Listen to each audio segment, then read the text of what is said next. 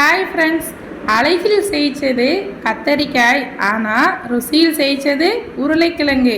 இவங்க 2 பேருக்கும் நடந்த போட்டியில் யார் ஜெயித்தாங்க அப்படிங்கிற அழகான கதை இன்றைக்கி நம்ம பார்க்க போகிறோம். இந்த கதையை ஃபுல்லாக நீங்கள் பாருங்கள். பார்த்துட்டு நம்ம சேனலுக்கு சப்ஸ்கிரைப் பண்ணி ஆதரவு கொடுங்க. இப்போ வாங்க இந்த கதையை பார்க்கலாம். உருளைக்கிழங்கும் கத்தரிக்காயும். ஒரு பசுமையான தோட்டத்தில் ஒரு புறம் கத்தரிக்காய் செடியும் இன்னொரு புறம் உருளைக்கிழங்கு செடியும் பசுமையாக வளர்ந்து நின்றன. காலை காற்று அழகாக வீசும்போது கத்தரிக்காய் தன் ஊதா நிறத்தை நினைத்து பெருமையோடு நின்றது. கத்தரிக்காய் மண்ணுக்குள் இருக்கும் உருளைக்கிழங்கை பார்த்து சொன்னது, நான் கத்தரிக்காய் காய்கறிகள் ராஜானா, என்னை சாப்பிட்டால் உடம்பு ஆரோக்கியமா இருக்கும் இல்லையா அப்படின்னு கத்தரிக்காய் ரொம்ப பெருமையா சொன்னது. அதை கேட்டுக்கிட்டு மண்ணுக்குள்ள அமைதியா இருந்த உருளைக்கிழங்கு சொன்னது, அழகு நல்லுதான், ஆனா பயன் இருந்தாதான் மக்கள் நினைவில் வைப்பாங்க. அதை கேட்ட கத்தரிக்காய் சிரிச்சுக்கிட்டே சொல்லுச்சு, நீ மண்ணுக்குள்ள மறைந்து கிடக்குற, உன்னை யார் கவனிப்பாங்க? கத்தரிக்காய் சொன்னதை கேட்ட உருளைக்கிழங்கு ரொம்ப கவலையா இருந்துச்சு. அந்த வாரமே கிராமத்துல ஒரு திருவிழா வந்தது.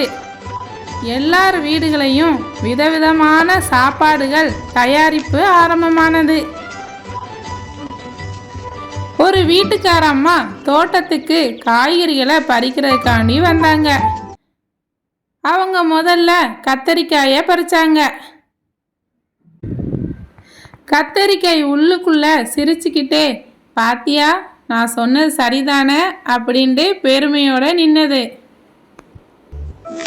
சில நிமிஷத்துக்கு பிறகு மண்ணுக்குள்ள இருந்த உருளைக்கிழங்கையும் மண்ணை தோண்டி எடுத்துட்டு சமையலறைக்கு கொண்டுட்டு வந்தாங்க. சமையலறையில 2 பக்கமும் வேலைகள் மும்முரமாக நடந்து கொண்டிருந்தது. ஒரு பாத்திரத்துல நல்ல மணமணக்கும் கத்தரிக்காய் குழம்பு, இன்னொரு புறம் கடாயில் சுட சுட உருளைக்கிழங்கு பொரியல். மதிய நேரம் வீடு முழுக்க சாப்பாட்டின் வாசனை. முதலில் குழந்தைகள் ஓடி வந்தார்கள். அவர்கள் நேராக உருளைக்கிழங்கு பொரியலை தான் எடுத்தார்கள்.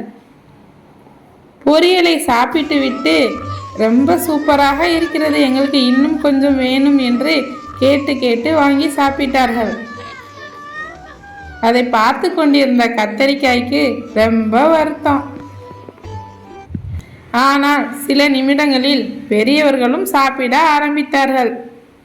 அவர்கள் கத்தரிக்காய் குழம்பை ருசித்து, இது ரொம்ப நன்றாக இருக்கு அப்படின்னு சொல்லி சாப்பிட்டார்கள். அப்போது கத்தரிக்காய்க்கு ஒரு விஷயம் புரிந்தது. அது உருளைக்கிழங்கிடம் மெதுவாக சொன்னது, நான் மட்டும்தான் முக்கியம் என்று நினைத்தேன், ஆனால் ஒவ்வொருத்தருக்கும் ஒவ்வொரு இடத்தில் தனி மதிப்பு இருக்கு போல என்று சொன்னது.